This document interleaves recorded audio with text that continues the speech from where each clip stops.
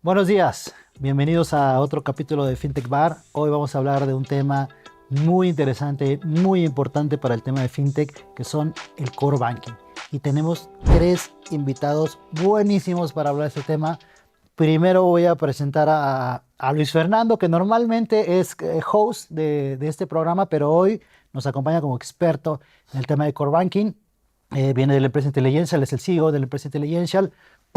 Tenemos a Santiago que nos viene a acompañar de parte de Pfizer, un core banking bastante grande.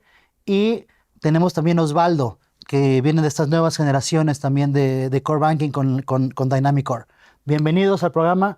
Vamos a empezar contigo, Santiago. Me gustaría que nos platicaras un poquito cómo llegaste a este mundo del core banking, un poquito cuál fue tu historia para que llegaras a este lugar. Claro que sí, Roberto, muchas gracias y pues gracias a todos ustedes por el espacio, por el foro y voy a tratar de hacer un resumen de la historia, ¿no? No me voy a poner aquí a hablar de 20 años en el camino, pero sí voy a mencionar algunas cosas importantes. Pues todo empieza en mi primera experiencia laboral, ahí en el 2004 con Accenture. Entonces, literalmente en servicios financieros era un must aprender a desarrollar en COBOL, que como sabemos y para fines de esta conversación, pues es en lo que están desarrolladas la mayor parte de los cores bancarios legados, ¿no? De ahí, pues bueno, hay una evolución en transformaciones digitales, en desarrollo de aplicaciones, portales móviles, igual todo en servicios bancarios, gestiones de proyectos, etcétera. A lo largo de este camino, me gustaría hacer pausa en algunas experiencias muy puntuales, como es el caso de Banamex, de Bancaol y de Bancoppel, en donde tuve esta facilidad de poder retomar esta implementación digital y cómo hacer que estos dos mundos se hablen. Y ahí es donde empiezan los retos que seguramente ustedes también han vivido todos los días, de cómo haces que el viejo mainframe, que el viejo core, hable con las tecnologías nuevas y cómo vas desarrollando esos servicios para que haya comunicación. Hasta que finalmente llegó actualmente a Pfizer, en donde, como Roberto mencionaba, pues hay un abanico bastante grande de experiencia de sistemas core de última generación y también legados. Pero al final el reto sigue siendo el mismo. ¿Cómo hacemos que esas tecnologías de más de 40 años pues convivan con lo actual, ¿no? ¿Y cómo hacemos que demos esa experiencia al cliente de una forma más fluida, más natural y sobre todo con un sentido de inmediatez? Sabemos que actualmente pues todo es rápido, todo es al momento.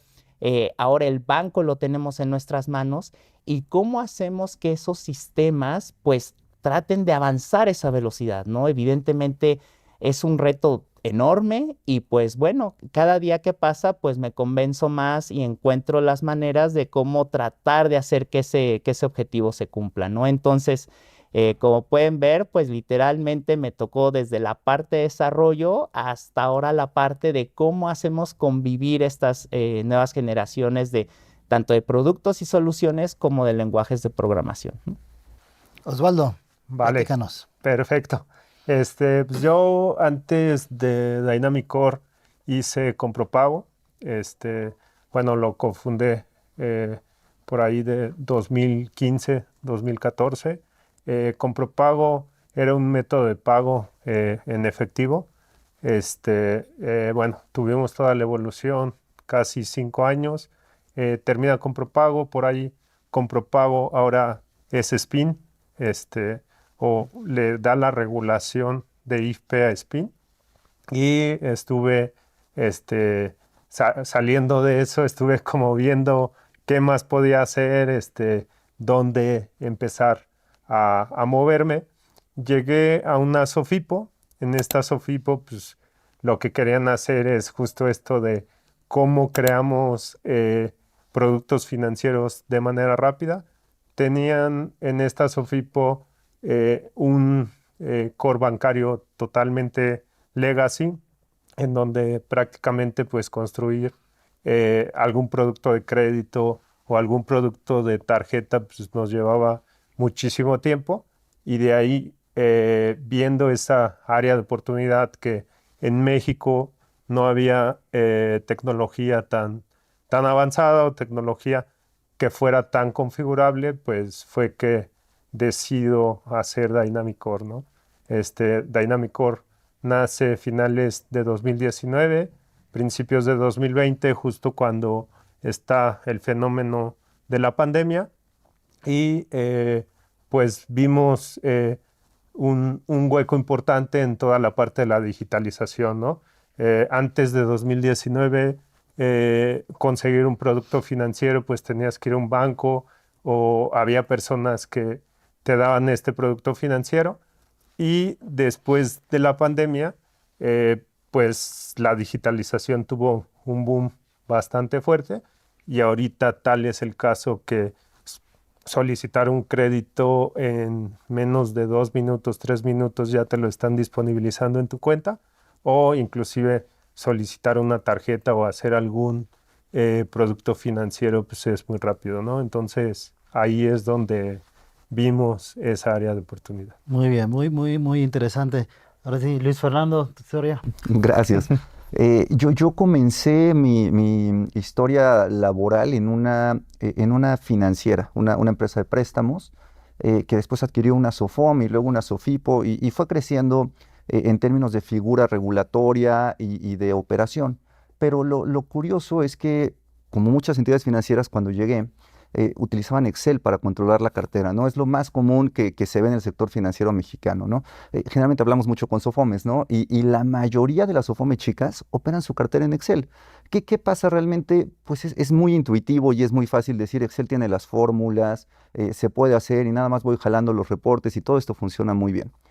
La realidad es que en algún momento se vuelve inoperable. Yo recuerdo en esta financiera alguna vez en un reporte de reunión operativa mensual, se reportaban datos que eran bastante imprecisos hasta que alguien dijo, oye, no me cuadra, porque la semana pasada reportaron algo así y ahora están reportando esto, y revisando qué había pasado, no habían jalado la fórmula de Excel, ¿no?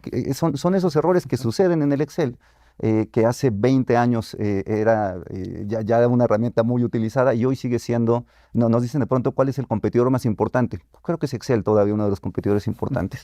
Yo empecé aquí, me tocó desarrollar el primer core bancario interno de estas financieras que dijeron vamos a desarrollar uno, contratamos un equipo de desarrollo y a nivel producto, digamos, me tocó definir ese primer core bancario. Una experiencia muy padre el llevar ese Excel a un sistema, ¿no? Yo de experiencia de desarrollador no tengo absolutamente nada, pero a nivel producto, entender esto, explicarse a los desarrolladores y que funcionara fue una muy buena experiencia. Luego de eso pasé a otra financiera que utilizaba un sistema legado también, un sistema de Latinoamérica, y fue un reto completo el adecuar los productos que ya teníamos en el core in-house al core legado, que es el que teníamos que utilizar por ser SOFIPO, ¿no? Entonces me tocó otra vez esta aventura de la migración y la personalización. Y después de esto llegué a una fintech, una de las primeras fintechs en México, en donde otra vez la misma experiencia, se trabajaba con un core ya digital, pero bastante limitado, un core que realmente, a ver, los reportes no salían del core, ¿no? Había gente sacando la información para procesarla en Excel y luego entregar los reportes diarios. Realmente para mí fue muy evidente entender que no hay sistemas para las entidades financieras locales, mexicanas, chicas, medianas, ¿no? Por supuesto hay herramientas como Fiserv para los bancos y para las financieras más grandes, pero hay un mercado base no atendido hasta que llegamos a soluciones como Intelligential y como Dynamic Core, que sí son centenas o miles de entidades que se dedican a dar préstamo que no tienen acceso a un sistema básico para empezar, ni siquiera diría robusto, ¿no? Porque luego vienen todos los retos de robustecer, que seguramente hablaremos de eso en un momento. Pero la experiencia entonces era esta necesidad tan importante de sistemas automatizados, cerrados, escalables, que pudieran sustituir a un Excel y poder ayudar a la operación de una financiera. Pues muy padre las historias y pues qué padre que estén mencionando esto del core bancario, pero bueno, no todos nos dedicamos al core bancario, entonces quiero empezar con la pregunta de ¿qué demonios es un core bancario? Voy a empezar con Luis Fernando, pero aquí sí me gustaría que todos brinquen a cuál es la concepción que ustedes tienen de lo que es el core bancario, para qué sirve y en sí, ¿de qué estamos hablando? Core bancario es una palabra o un par de palabras muy complicadas porque en nuestro sector, a ver, si uno quiere poner una campaña en Google para que lleguen a Intelligential y pones core bancario, no llega a nadie, ¿no? Un core bancario básicamente es un administrador de cartera que también se conoce, pero muchas financieras más bien utilizan o lo conocen como ERPs especializados para financieras o hay quien le llama el software para SOFOMES, pero de fondo realmente es un sistema que permite calcular intereses y operar créditos o contratos activos y pasivos, ¿no? Básicamente toma una operación de crédito o de ahorro o de inversión y le genera intereses, le aplica pagos y mantiene el control de los saldos, ¿no? Yo lo diría así. Sí, exactamente, ¿no? Y total, y como dice Luis, el reto a veces importante en definir el core bancario es tratarlo de llevar a esa mínima expresión, ¿no? Porque como bien lo menciona Luis, obviamente allá afuera habemos personas de todos los perfiles, de todas las habilidades, entonces el mensaje, transmitir el mensaje a veces es complicado. Y complementando las definiciones de Luis, la otra que yo podría aportar es literal un manejador de libro, ¿no? Porque al final del día eso se vuelve el core, ¿no? Y aquí para que igual la gente que nos está viendo lo pueda hacer esa similitud, es como antes uno en un principio muy básico de contabilidad, la famosa T, ¿no? De un lado los activos, de un lado los pasivos, sumas y restas, y básicamente eso multiplícalo por millones de clientes, millones de transacciones, ¿no? Por eso es que, como bien mencionaba Luis, a veces muchas instituciones les es hasta cierto punto manejable manejarlo con un Excel, ¿no? Entonces, eso es lo que yo me gustaría aportar. Sí, prácticamente yo también lo vería como un libro en donde de un lado escribes los pasivos, del otro lado los activos y prácticamente en este libro llevas todas las operaciones de cualquier producto financiero, ¿no? La verdad, creo que una forma muy coloquial es agarras una libreta y la partes. Y también voy con Luis en el tema de que si pones core bancario a veces piensan que es un sistema para un banco muy robusto. Entonces, desde este lado le damos como un poco la vuelta y lo hemos bautizado como un core financiero, ¿no? Para quitarle esa palabra de banco, ¿no? Claro, claro, porque evidentemente no es nada más para los bancos, ¿no? Aquí en México hay una cantidad grandísima de entidades que necesitan este tipo de software. Ahora, creo que todos se fueron por la definición bastante básica, digo, de cosas que he visto en Core Vocarios, hay cosas súper interesantes. Entonces, ¿qué tanto hay más allá de la definición básica de que te sirve para manejar la cartera y punto? ¿Qué cosas más allá hay dentro de un core? Ahí me gustaría platicar de algo que hemos hecho de este lado. Es, como bien menciona Roberto, en la actualidad pues ya es todo un ecosistema, ¿no? Y creo que algo que podríamos ampliar la conversación es justamente no nada más hablar de entidades financieras, efectivamente incluso hoy en México o en algunos países de la región, pues hay diferentes figuras, ¿no? Pero al final, otra cosa que hemos visto es esta evolución de otro tipo de empresas ofreciendo soluciones bancarias, ¿no? Entonces ahí es donde entra nuestra concepción de cómo podemos dar esas soluciones o cómo podemos dar esos elementos para que estas empresas comiencen a dar estos pasos, ¿no? Y que, por ejemplo, puedan entender a su usuario o su cliente final en todas las dimensiones que tiene. Hace un rato hablaba de aplicaciones bancarias, de un portal. Hoy, por ejemplo, podemos hablar de tarjetas físicas que ya tienden al desuso. Ya traemos una tarjeta digital, ya la traemos en el teléfono tokenizada. Pero a la vez, pues puede haber un crédito automotriz, una hipoteca, un crédito personal, etcétera, ¿no? Entonces, con todos estos productos, pues el espectro del cliente va siendo mucho más grande. Entonces ahí es donde este concepto que hablaba hace unos minutos de las sumas y restas, pues ya va teniendo otro grado de complejidad. Y otra cosa es que nosotros apoyemos a estas instituciones a disponibilizar estos productos, ¿no? Porque ese es otro de los grandes retos. Al inicio el reto era cómo registras el mayor tiempo de número de transacciones en el menor tiempo posible, ¿no?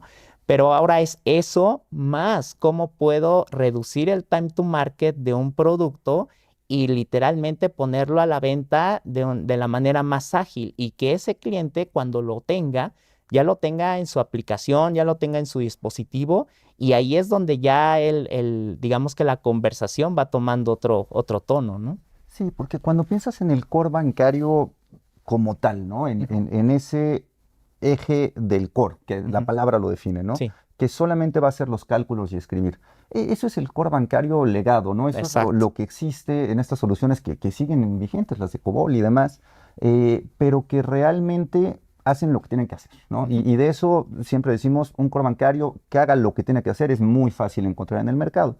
Pero luego empiezas a encontrar, por ejemplo, antes los cores adquirientes estaban separados del core, ¿no? Porque tenía que tener además la salida para poderse conectar a las terminales y otras cosas. Hoy podrías pensar que un core en la nube conectado es por naturaleza un core adquiriente también. Se puede utilizar para cualquier canal de entrada, canal de salida de dinero, ¿no? Ujú. Y por otra parte, la oferta de productos financieros que viene creciendo en términos de personalización. A ver, antes yo veía mucha financiera monoproducto, ¿no? Era la Claro. financiera que da crédito simple y crédito de nómina nada más y de pronto daba algo de pyme, pero ahora en este mercado tan nutrido de demanda, el mismo que te pide un crédito de nómina también quiere el crédito hipotecario, pero también quiere la tarjeta, pero también quiere el nanocrédito. Y entonces la financiera ya hizo el trabajo más difícil, que es traer al cliente. Exacto. Si el core le puede permitir además crecer, déjame decir, verticalmente en términos de decir, puedes dar otros productos financieros rápidamente porque aquí están y solamente los activas, aumenta la propuesta. Y luego también horizontalmente en términos de decir, ya no solo puedo hacerte el servicio core, sino que te puedo hacer el servicio de adquisición de clientes y te puedo dar el servicio de validaciones y te puedo dar el servicio de redisposición. Entonces el core bancario creo que ha venido cambiando en los últimos años y tiene que ver con la nube y los servicios y el ecosistema que mencionaba Santiago, para permitir muchas más capacidades desde él mismo. Sí, ahí lo que me gustaría agregar un poco es que también el core bancario es toda la parte transaccional, pero también se desprenden a veces muchos mecanismos, ¿no? En cuestión de verificación de identidad, en cuestión de score crediticio, score alternativo, la parte de cobranza. Entonces, como yo lo veo también, la parte del core es, sí, el core es todo el núcleo de las transacciones, pero alrededor lleva ciertos satélites en donde se pueden integrar otras APIs o donde se pueden integrar otros jugadores y esto hace un ecosistema como bien lo mencionaba Santiago, ¿no? En donde pues, prácticamente puedes llevar el crédito desde la parte de la originación hasta la parte de la cobranza con varios jugadores intermedios con una sola plataforma, ¿no? O en un solo core. A ver, y discúlpeme que eso no viene en el script, lo que voy a preguntar, pero me gustaría saber, digo, porque siempre tratamos de buscar que las personas que nos están viendo, se lleven también algo de por dónde empezar cuando están implementando un core, y ahorita los tres hablaron de los elementos satélite que hay alrededor ¿cuál es lo que comúnmente o lo que más ven que les piden para complementar el core y que no nada más sea la parte, valga la redundancia, core? Yo creo que hoy día lo inmediato que lo descubrimos en Intelligential es adquisición de clientes. O sea, pensemos que el core por sí mismo tiene que hacer tal vez 3 actividades básicas. Registrar un contrato, bueno, registrar antes un cliente y luego registrarle movimientos, pagos o cargos y abonos, ¿no? Tal vez son las 3 actividades que tiene que hacer un core. Históricamente, estas actividades pues las hace el ejecutivo del banco o de la sucursal, ¿no? Dice, hola Luis Fernando, te voy a capturar aquí, listo, ahora te voy a dar una solicitud, listo, ahora te voy a crear tu contrato, listo, y ven la próxima semana y pagas. Y cuando voy a pagar, registra el pago, y esa es la operación de un core bancario, en donde los legados inclusive son conectados a un servidor físico en la sucursal, ¿no? Esa es la actividad normal. ¿Qué empieza a pasar? Lo decía Osvaldo, prepandemia con las fintechs y acentuado en pandemia con la parte remota, la gente ya no podía ir a una sucursal. Muchas entidades financieras no bancarias empezaron a tener una necesidad urgente de decir, tengo que adquirir clientes sin necesidad de tener que verlo. Y las fintechs ya venían haciendo esta adquisición de clientes. ¿Qué empieza a pasar de inmediato? Pues las entidades financieras necesitan un canal de adquisición, necesitan un onboarding, una solicitud digital, y entonces lo inmediato que tiene que hacer un core bancario es empezar a sacar ramas para decir, ¿cómo hago para poder hacer adquisición de clientes de otra manera? Los legados ahí tuvieron una misión imposible porque no están hechos para conectarse a nada. Entonces, hay muchos que siguen teniendo un sistema de onboarding que descarga diariamente un batch de clientes y los cargan al sistema legado. A lo mejor ya hicieron ahí una interfaz robótica para que tome al corte del día. Pero los cores bancarios modernos, como los que estamos aquí, sí tuvimos de inmediato la opción de crear APIs para decir, vamos a conectarnos a cualquier sistema de onboarding. E incluso la mayoría desarrollamos además nuestra propia alternativa de sistema de onboarding y solicitud digital, ¿no? ¿Qué pasa en Intelligential? Alguien llega y dice, oye, yo quiero utilizar la solución de Digi, que alguna vez ha estado con nosotros en FinTech Bar. Está perfecto, Digi puede hacerte toda la adquisición del cliente y eso se conecta a Intelligential e Intelligential retoma los procesos desde ahí. Pero si quieres hacerlo full con Intelligential, lo puedes hacer full con Intelligential. Yo creo que esa es la primera necesidad que empezó a ser indiscutible, ¿no? Exacto, sí, justamente lo que menciona Luis es bastante relevante porque aquí igual a mí me gustaría platicar o usar una otra analogía, ¿no? Históricamente el core de un banco es un monolito, ¿no? Y como dice Luis, es algo físico que está en un cuarto, que nadie tiene acceso a él y es como una especie de semidios, ¿no? Entonces, ¿cómo hacemos para que ese monolito tenga agilidad, ¿no? Que es lo que a partir de, yo me atrevería a irme un poco más atrás de pandemia, ¿no? Que cuando empezó el auge de los servicios digitales, de tener acceso a movilidad, a servicios bancarios en la palma de la mano, pues es cómo le puedo dar piernas a este monolito. Y ahí es donde empezó ese reto. Y ahí es donde yo marcaría el hito de camino para diferentes instituciones como los que estamos aquí, de cómo podemos pensar en romper un poco ese monolito. Y aquí, en el sentido, vamos a decir, retórico de la expresión romper, porque al final del día, esos sistemas legados son muy eficientes en lo que hacen en el día a día.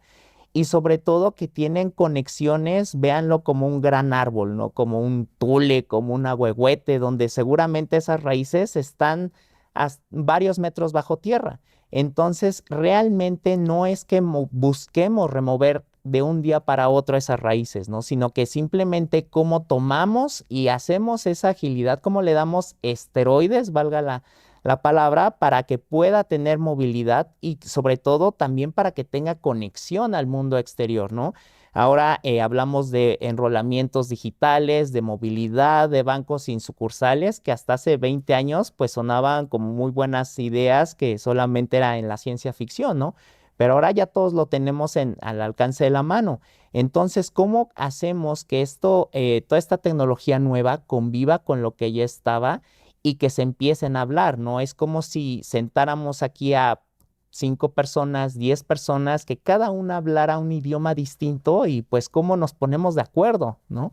Entonces, primero identificar qué es lo que tenemos en común, qué es lo que necesitamos y ahora sí, con base en eso, podemos ir construyendo los módulos e irlos ajustando para que este monolito pues pueda ser más ágil o que simplemente lo dejemos dedicado para lo que es muy bueno, para lo que es, y la tarea cotidiana y todo ese estrés transaccional de alta demanda, pues lo podamos, digamos que pasar a otra solución, ¿no? Entonces, ahí sí veo todo este ambiente de convivencia y por eso es que al final es tan común el tema de la orquestación, ¿no? Todo el mundo y seguro los que nos están viendo escuchan esta palabra y la orquestación y a qué tiene que ver.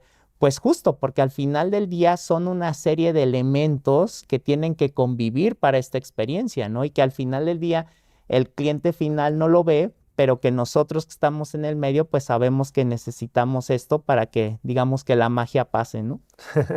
Sí, completamente de acuerdo. Y yo creo que las dos partes que más nos piden, al menos en Dynamic Core, es la parte de adquisición, o sea, cómo llego a más clientes de manera rápida, y la parte de recuperación, ¿no? Cómo después de que les doy un crédito, puedo recuperar ese dinero, ¿no? Entonces, la verdad, lo que hemos hecho en Dynamic Core, inclusive hemos trabajado o estamos trabajando con entidades en donde tienen su core y como bien lo menciona Santi, ese core sabe hacer muy bien toda la parte transaccional y nosotros les disponibilizamos en una API cómo pueden recuperar pagos por distintos medios, ¿no? Entonces, yo creo que de esa manera puedes ir también sacando un poco la ventaja de ese core legacy hacia nuevos sistemas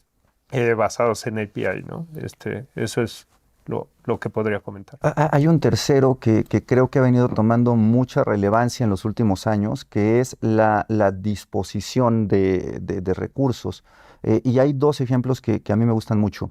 El salario bajo demanda y el factoraje de autoservicio. ¿Por qué? Porque antes hablábamos del crédito de nómina toda la vida, ¿no? Yo tengo un sueldo de 10 pesos al mes, entonces puedo anticipar 3 meses de sueldo, entonces me pueden dar 30 pesos en un esquema de descuento. Pero hace tal vez 5 años empezaron a salir las primeras plataformas que decían, no, de tus 30 pesos que ganas al mes puedes disponer 1 peso diario, te lo puedo adelantar para que puedas ir utilizándolo de acuerdo a tus necesidades. Esto tiene un requerimiento importantísimo de tecnología detrás, porque no hay manera de que alguien vaya a una sucursal a decir, oye, ya llevo 2 días trabajados, ¿me podrías dar un depósito de los 2 pesos? Sería imposible, pero empezaron estas plataformas fintech a disponibilizar esto, a decir, sí se puede, porque yo puedo tener en un ERP el sueldo que tienes y puedo tener una aplicación conectada a mi core bancario que puede con un clic, después de que hiciste tu enrolamiento y tienes un contrato, disponer el dinero, ¿no? Lo mismo, pero a nivel empresarial empezó a pasar con las líneas de factoraje. Tú ya tienes una línea de factoraje de 10 millones, ya tienes una factura emitida en el SAT que se puede validar con proveedores y entonces a través de una plataforma puedes entrar y con un clic decir estos 100,000 pesos que acabo de vender, los quiero cobrar de manera anticipada, que es algo que tampoco se podía atender antes porque no había este nivel de servicio, ¿no? El cómo se puede hacer barato el servicio en términos de costos de transacción permite estos casos de uso que creo que es la última tendencia que estamos viendo. Sí, la verdad es que los niveles de comunicación que existen hoy en día entre diferentes ecosistemas están abriendo o permitiendo que existan otros productos que en el pasado era como, a ver, no hay manera de hacerlo. Claro, y ahí otra que yo agregaría y va relacionada, como bien menciona Luis, es a una fábrica de productos. Eso también a nosotros, nuestros clientes, ¿no? Que va relacionado justo en eso. Es decir, oye, mis equipos internos tienen muy buenas ideas, quieren lanzar este producto al mercado y retoma un poco lo que decía hace rato del time to market, ¿no? Y llegan con las áreas de tecnología y pues ahí viene este choque, ¿no? En el cual tecnologías toma el pedido como se hacía hace 20 años, toma el requerimiento, hace una estimación de tiempo, de costo, y pues, ¿qué crees? Que cuando eso pasó, pues ya tu time to market, exacto, dejó de ser innovador. Entonces, ¿cómo podemos disponibilizar o poner los medios o hacer esa, digamos, fábrica visual que sea amigable, que sea atractiva, para que estos equipos se puedan sentar y simplemente configurar con unos cuantos checks, con unos cuantos clics, un nuevo producto que lo puedan probar en cuestión de días, semanas y que literalmente en no más de 2 meses esté listo en el mercado? Entonces, ese es otro de los grandes retos, ¿no? ¿Cómo haces que estas soluciones puedan tener esa agilidad y esa velocidad? Y como lo comentaba también Osvaldo hace rato, ¿cómo conectamos esto con el mundo exterior? Porque sabemos que dependiendo del producto, pues hay diferentes entidades que participan. En el caso de México, pues sabemos que hay tanto entidades gubernamentales como algunas autoridades regulatorias, llámale buró de crédito, etcétera. Y sabemos que allá afuera hay un montón de soluciones que literalmente te pueden ayudar a tomar mejores decisiones. Entonces, al final del día, el core sigue siendo esta médula espinal y por eso su nombre es el core bancario, pero ¿cómo le habilitas todas esas conexiones para que todos estos entes se puedan participar, ¿no? Yo creo, y ahorita empezamos contigo, Osvaldo, yo creo que ahorita mencionaste un punto clave que es el tema de la agilidad, ¿no? De la velocidad en la que hay que estar liberando cosas hoy en día, que no es la misma que la de antes, no es la misma de cuando yo empecé a trabajar, ahorita, ¿no? Ahorita hay que sacar las cosas rápido. Pero sigue existiendo un poco esa famosa discusión entre construir o comprar y ahora inclusive rentar, ¿no? Porque ya los nuevos esquemas de negocio hablan mucho más de temas de renta que de temas de compra, aunque sigue existiendo mucho el tema de la compra. Yo sigo viendo dentro de mis clientes, nosotros nos dedicamos a la parte de identidad, que muchos todavía construyen sus cores, que todavía ellos hacen todo lo necesario para llevar su cartera. ¿Por qué está sucediendo eso todavía? Pues bueno, lo que nos ha tocado acá es que eso está sucediendo porque quieren ser administradores completos de sus datos, ¿no? O sea, piensan que al contratar un core o al estar con un core SaaS, pues sus datos se van a estar expuestos, ¿no? También lo que nos ha tocado mucho es que piensan que los tienen secuestrados del lado de la información, y es por eso que ellos quieren construirlo y se van por ese camino, ¿no? Pues yo ahí lo que diría es, ahorita ya hay miles de maneras de poder compartir los datos, que los esté administrando el core y que los estén también ellos teniendo dentro de su propio servidor. Entonces, yo vería eso, ¿no? Que es por eso que ahora quieren construir, ¿no? O que quieren seguir construyendo, ¿no? Ok. Yo creo que hay otra que es un error de conceptualización de los costos que conlleva construir una solución tecnológica como un core bancario. Nos pasó en Intelligential, dijimos, "Bueno, un core bancario lo vamos a hacer con una inversión de tanto", y llevamos 10 veces ese monto de inversión y el core bancario sigue teniendo oportunidades de desarrollo constantes, ¿no? ¿Qué pasa? A ver, yo lo asocio a esto mismo. Una alternativa para una entidad financiera es usar Excel. ¿Qué tan difícil puede pasar de tener un Excel a construir una herramienta que replique lo que hace el Excel? Si lo pensamos de esa manera, pues la verdad es que un desarrollador podría decir, o un CTO podría decir, oye, pues nosotros lo hacemos, ¿para qué invertimos en esto que realmente puedo hacer? Y yo creo que es una decisión muy adecuada en ese espectro, pero desafortunadamente muy rápido llegan las otras necesidades, ¿no? Oye, quiero lanzar otro producto. Oye, ciberseguridad hoy día, que también es un tema. Claro. Oye, necesitamos conectarnos a esta otra solución. Y en algún momento para los equipos de tecnología se convierte en algo imposible de sostener. O sea, yo lo que veo es que entidades financieras empiezan con desarrollos propios cuando son chiquitas o medianas. Y en algún momento acaban diciendo, tenemos que cambiar ya a una solución formal, profesional que haga esto, ¿no? Además de los riesgos que menciona Osvaldo, por supuesto, no trabajar con un proveedor serio. Hay muchos proveedores. A ver, nosotros fuimos alguna vez proveedores chiquitos, ¿no? Entonces, por supuesto, hay un riesgo de qué pasa si mañana no está. ¿Qué va a pasar con mi información? O sea, es la información medular de la financiera, ¿no? No puedes rápidamente confiarla en alguien. Entonces, yo entiendo el por qué. Primero es algo súper sensible, entonces prefiero controlarlo yo, y luego creo que la perspectiva inicial es que es algo sencillo de hacer, pero en el mediano plazo, cuando empiezas a ver todo el ecosistema, todo lo que tienes que hacer, todas las reglas que hay detrás, todas las excepciones, sí hay un momento en el que las entidades financieras acaban diciendo tenemos que migrar. Exacto, ¿no? Esa es una discusión que lleva pues mucho tiempo en el mercado, y como bien menciona Luis, también de este lado lo vemos cotidianamente, ¿no? Pero ahí ya entran muchos factores externos, internos en juego, ¿no? Simplemente decíamos, bueno, evidentemente hay un marco regulatorio en el caso de México. En cualquier país hay estos marcos regulatorios. Hay, pues, sobre todo porque al final del día es el dinero de los clientes, ¿no? Eso es lo que nunca se tiene que perder de vista. Y otra cosa también es que las instituciones históricamente tienden a tener ser los salvaguardas de esa información, ¿no? Y evidentemente no es tan sencillo confiárselo en alguien más, ¿no? Y como bien menciona Luis, a veces estos retos se van volviendo más grandes, y ya no se vuelve una gestión de cargos y abonos. Ya se vuelve un tema mucho más complicado que involucra ciberseguridad, resiliencia, que puedes ahora estar expuesto a un ataque de tecnologías, etcétera. Entonces, ya cuando la conversación entra a ese nivel de detalle, ahí es cuando ya algunas personas, algunos equipos dicen, ok, yo me declaro que a lo mejor yo ya no soy tan competente en esto. O al final toman una decisión en decir, bueno, yo soy bueno para ofrecer servicios financieros, yo soy bueno en eso y voy a confiar en alguien más que sí efectivamente tenga este respaldo, tenga estas credenciales, certificaciones, etcétera, en que ese externo me va a ayudar a sobrellevar estas necesidades, ¿no? Y a mantenerme competitivo. Y ahora me gustaría tomar otra parte de tu pregunta, Roberto, que decías, bueno, y ahora cómo es el tema de la nube, ¿no?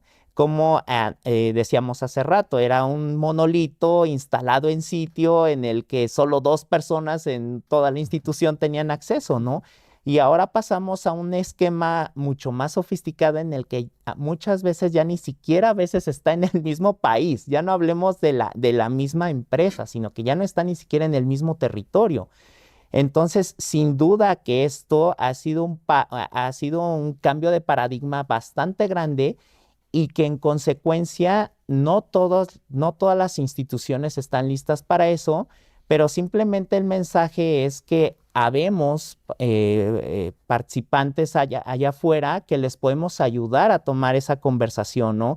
Y sobre todo que tenemos la experiencia de cómo podemos guiarlos desde sus necesidades, como les decíamos hace rato, de, oye, yo tengo una necesidad de productos y yo voy evolucionando pues, desde mi Excel, que ya no es manejable, a algo más sofisticado, hasta pues bueno, evidentemente instituciones mucho más grandes en las que yo proceso millones de transacciones, tengo muchos productos y que tengo un cliente que yo quiero ver horizontalmente y que esa persona yo le pueda empezar a ofrecer productos a la medida, porque hace rato también me comentabas un concepto bastante interesante, la personalización, ¿no?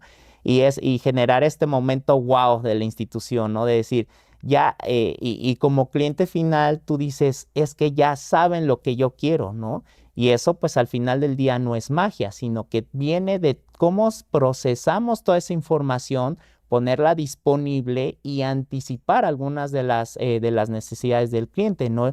Y que sepan que hay instituciones que los podemos acompañar en ese proceso, que obviamente tenemos las credenciales y que justo hay soluciones para todos, ¿no? Y que no es algo que sea para todos, ¿no? Aquí es como el arco iris, hay muchos colores y pues adelante, ¿no? Hay muchas opciones. Sí, hay nada más un punto que me gustaría agregar y que creo no lo hemos tocado es el tema de la regulación. O sea, muchas entidades se preocupan más por el tema de la regulación y todo su equipo técnico está volcado en sacar los reportes regulatorios que deben de entregar mes a mes. Entonces, a veces es confiar en nosotros que proveemos este tipo de servicios y pues mejor preocúpate por tu producto y nosotros nos encargamos, ¿no? De todo el tema regulatorio, ¿no? Entonces, me parece que, o sea, ya hay más ventaja el tener a un proveedor de core que una desventaja y que crearlo tú solo, ¿no? Claro, al final la mayoría de los que nos dedicamos a este tipo de cosas, por ejemplo, en el caso de ustedes, el core, ya ha pasado por varias veces la regulación o las auditorías de la regulación, entonces ya saben pues qué documentación hay que entregar, cómo se debe manejar la información, etcétera, etcétera, cosas que inclusive a lo mejor para tu equipo va a ser algo nuevo, pero que ustedes como proveedores ya pasaron por ahí 20, 25, 30 veces o a veces hasta más. Te interrumpí por ahí. No, iba a rescatar una idea también de Santiago, pero antes, para no perder este hilo, en términos de regulación, por supuesto pasamos auditorías de cada uno de nuestros clientes, internas y externas, y a veces hasta de la comisión, y constantemente hay nuevas adiciones regulatorias que requieren intervención técnica en el core bancario.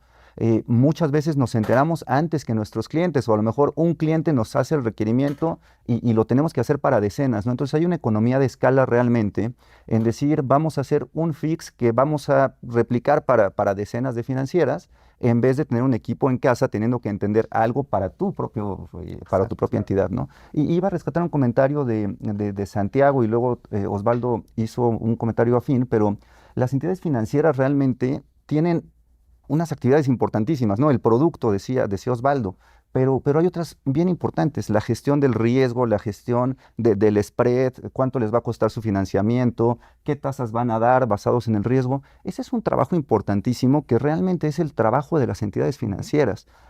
El mejor producto con la mejor tasa, el mejor fondeo con la mejor tasa y el mejor go-to-market. Si a esas tareas le sumas además la mejor tecnología, se vuelve la misión imposible. Ahí es donde tiene mucho sentido decir, agarra un proveedor de tecnología con el que pueda confiar, uno o varios, porque, a ver, hay bancos que trabajan con varios cores Exacto, bancarios. sí, El core bancario sin del duda. producto A, el core bancario Sin del B, duda. del C. Sí, sin duda. Y puedo tener un sistema de onboarding para persona física y uno para personas morales. Entonces, tecnología en un banco grande o en entidades financieras, fintechs grandes, son más bien arquitecturas de solución, ¿no? Que dicen, ¿dónde voy a poner qué core, para qué productos, conectado a qué canales? Eso tiene mucho sentido para que realmente el banco se pueda dedicar a lo que realmente le interesa para generar valor. Más clientes con mejor tasa, con mejor fondeo y mejor time to market, ¿no? Aquí, y digo porque ya salió el tema también, me voy a desviar otra vez del script, perdón, Ok. sé que no van a estar No te preparados para preocupes. esas preguntas, pero es un tema súper interesante que mencionaste, el tema de la personalización, ¿no? Platíquenme un poquito, y ahí sí ustedes como los expertos, ¿dónde estamos ahí? ¿Qué posibilidades o en qué puede ayudar el core financiero a generar productos más personalizados, atención más personalizada, reportes más personalizados, etcétera, etcétera? ¿Dónde estamos? Yo tengo, y a lo mejor tú desde Pfizer vas a tener una perspectiva más profunda, pero hablando de cores bancarios legados, a ver, yo tengo experiencias en donde pedir un reporte a uno de los cores históricos de estos que hemos mencionado, COBOL y demás, puede ser una llamada y una definición en la que te digan, sí, el reporte te lo tengo en una semana. Y después de ese reporte en una semana decir, híjole, es que este no es el que necesitaba. Ah, bueno, pues vuélvemelo a pedir. Y otra semana, y además costos altísimos en la extracción de esta información que está en estos servidores con una estructura bastante segura que tiene un motivo de estar así y en donde sacar información puede ser un gran reto. Creo que hoy día las estructuras modernas de tecnología, las plataformas como las que representamos, las que tenemos, tienen estructura de información bastante más amigable y están diseñados propiamente para almacenar y explotar la información de manera ágil, ¿no? Entonces, un core bancario hoy día te puede tener toda la información de comportamiento transaccional de un cliente, puede enriquecerlo con un montón de fuentes de datos como círculo, buró de crédito, como información del SAT. Realmente los cores bancarios actuales creo que hacen realidad la posibilidad de la Big Data. Y esa posibilidad de la Big Data explotada es lo que hace que pueda haber posibilidad de hiperpersonalización de servicios y posibilidad de inteligencia artificial aplicada en el mediano plazo. Lo que creo es que hay muchas entidades que no tienen acceso a esta información, no la tienen ordenada, no tienen información digital y entonces hablar de hiperpersonalización es imposible. Creo que lo que hacemos cores como nosotros es poner disponible la información para que se pueda empezar la otra conversación. Exacto, ¿no? Así tal cual lo acaba de explicar Luis, ¿no? Es decir, nosotros ponemos esas soluciones, procesamos esos datos de diferentes fuentes en diferentes momentos. Hace rato hablaba de un cliente, ¿no? Que podría ser el cliente ideal de algún gran banco, ¿no? Que pueda tener su cuenta de nómina, crédito personal, tarjeta de crédito, el hipotecario, automotriz, etcétera. Simplemente en esos casos que dije, ya mencioné 5 productos diferentes, ¿no? Y como mencionaba Luis hace un instante, algunas veces puede ser que cada uno de esos productos tenga un core diferente, ¿no? Entonces, cores como los que nosotros representamos, pues pueden dar esa información de forma rápida y digerible, que evidentemente pueda reducir esos tiempos de procesamiento y de análisis. Y aquí lo hablo en primera persona. A mí me tocó desarrollar, les decía a mis inicios, me tocó desarrollar pantallas en COBOL para hacer esas extracciones de reportes y son una pesadilla. Y ahora ya hablamos de información en tiempo real y si aún a eso le sumamos la intervención de inteligencia artificial, pues wow, ahí sí ya podemos dar muchos más elementos para que estas instituciones puedan dedicarse a lo que en verdad son, generar un negocio que sea atractivo para todos, para el cliente, para la institución y sobre todo, como yo lo digo, tomar decisiones más informadas, ¿no? Es decir, con elementos mucho más sólidos disponibles en todo momento para poder tomar esas decisiones. Y lo pongo con un caso. ¿Cuántos de nosotros, o aún a la fecha, sabemos o hemos escuchado el término de deja que corra el batch, ¿no? Y que corra el batch es un proceso que se hace en fuera de línea, normalmente a deshoras en la madrugada, y que antes, durante esa ventana de tiempo, no se tenía acceso a la data del cliente, ¿no? Pero ¿qué crees? Que pues ahora esos clientes quizá ya no puedan esperar a que corra el batch. ¿Por qué? Porque pueden estar en cualquier parte del mundo o en su casa haciendo una transacción de comercio electrónico en la madrugada. ¿Y qué crees? Que pues tú tienes que poder responder en ese momento que se registra la transacción con cualquiera de esos productos, ¿no? Entonces, a eso es lo que nosotros estamos expuestos, ¿no? De dar esos elementos para que estas instituciones puedan reaccionar a estas actividades, ¿no? Sí, y ahí con respecto a la personalización, o sea, yo lo acotaría en 3 puntos, ¿no? Creo que el primero lo mencionó Luis en la parte de la data. Prácticamente un core funge como un centralizador de toda esa información y para poder personalizar un producto pues necesitas de tener toda esa información centralizada para poder empezar a hacer análisis y poder empezar a saber qué es lo que le vas a ofrecer a tus clientes. Después viene la hiperpersonalización, que ahorita pues, todos los productos financieros no es el mismo producto financiero que le ofreces, no sé, a un freelance o que le ofreces a un empresario. Entonces, y ahí parte mucho de la parte del core que creo lo mencionó Santi en cuestión de cómo configuras de manera rápida un crédito y que ese crédito vaya para distintos tipos de persona. Y por último, pues bueno, todo el tema de cómo le estás notificando al cliente que ya puede acceder a un nuevo producto financiero, ¿no? Que viene con este tema de la AI. Una vez que le inyectas todos estos datos, como esta AI le puede estar ofreciendo ciertos servicios a este cliente. Entonces, yo lo dejaría por esos 3 puntos.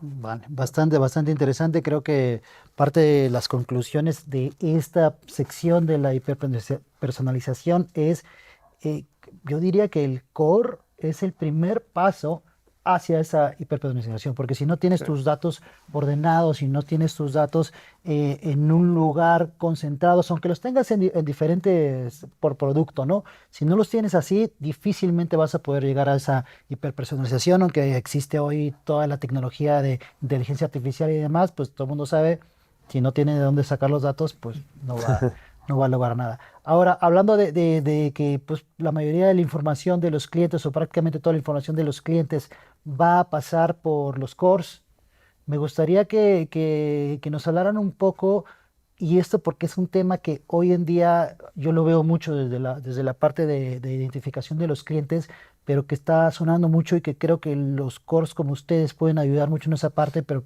que quisiera escucharlo de cómo es la parte de PLD. Hoy en día la parte de PLD está siendo vital para los clientes.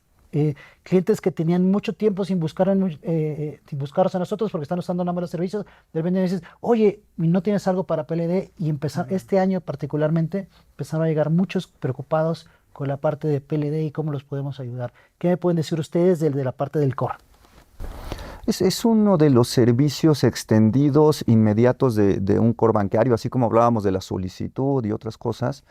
Creo que el KYC, el PLD, es de las cuestiones que esperarías inherentes a un core bancario, ¿no? Hay muchos que no la tienen, incluso de los internacionales grandes, hay muchos que no vienen preparados con capas de prevención de lavado. Específicamente tal vez son 2 momentos, ¿no? Toda la identificación del cliente y todos los procesos que se deberían hacer antes de registrar un cliente en una financiera, en donde uno diría, si el core es el que va a registrar al cliente, ¿por qué no el core puede hacer ese trabajo? ¿No? Y nosotros en Intelligential lo entendimos y dijimos, vamos a hacer una capa de servicios PLD que se puede hacer independiente, pero propiamente si yo quiero crear este cliente y este cliente tiene una coincidencia en listas negras o viene de un país que no debería, que es una jurisdicción especial, le llaman, ¿no?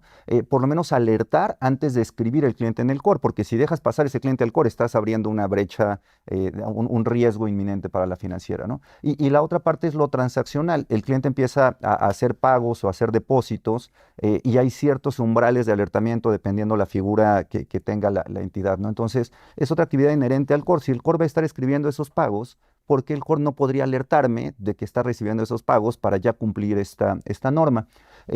Sin duda hay muchos cores que lo tienen como un satélite, hay cores que utilizan servicios de un proveedor extendido, pero yo personalmente soy partidario de que es un servicio inherente a un core, sobre todo cuando somos cores de regulación mexicana nacidos en México, ¿no? Entiendo que para algunos internacionales, al tener que cumplir con normas de varios países, prefieran simplificar y decir eso lo cubres con un proveedor local. Pero para nosotros que estamos centrados en México, creo que es una gran oportunidad de poder embeber este cumplimiento.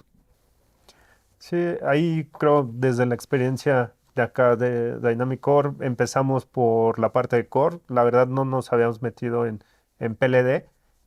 Al trabajar con Sofomes, con algunas Sofipos y con IFPE, tuvimos que hacer, crear un módulo de PLD y aventarnos pues todo lo que conlleva el poder crear un sistema automatizado que te lo pide la CNBB. Y entonces ahorita estamos trabajando con algunos cores que son del extranjero y que nosotros les fungimos como nada más esa capa de PLD, ¿no? Entonces, si estás en México y si eres core, o sea, yo creo que ya es un servicio default que debes de tener, ¿no? Pues ya para terminar, la verdad es que quedaron muchos temas ahí que van a quedar en el tintero y que están en el script, pero estuvo tan interesante la plática y tan completa aparte que, pues bueno, nos vamos a tener que saltar un poquito ciertas preguntas, pero la que nunca nos gusta saltarnos es esta con la que siempre termino los programas, que tiene que ver con si ustedes se pudieran situar 10 años adelante, estuvieran ustedes 10 años adelante y se pudieran imaginar qué es lo que les gustaría ver que ya sucedió en temas de core, ¿cuáles serían esos temas que ustedes dijeran, me gustaría que ya hubiera pasado todo esto? No sé quién quiere empezar. Buena pregunta. Ahí a mí lo que me gustaría empezar, y pues de hecho nosotros en Fiserv ya estamos para eso, estamos tratando de caminar ese camino al futuro, es justamente este tema de la personalización, ¿no? Y que al final del día para el cliente, el usuario final, sea transparente cómo yo ejecuto una transacción financiera, ¿no? Por ejemplo, hace unas semanas tuvimos un evento en Brasil para algunos de nuestros clientes, en donde el caso es que había una necesidad de una persona que quería hacer una compra grande me refiero, y para que todos, si nos ven de otros países, pues tengan el parámetro, una compra de $500, $600, que quizá para alguna persona que trabaje en el delivery, pues no sea una compra que vaya a hacer en una sola vez. Y cómo la solución le permite poner a su alcance en ese momento de la compra una cuenta de débito, puntos que pudiera tener de recompensa con esa institución, o incluso tomar una línea de crédito que tuviera preaprobada.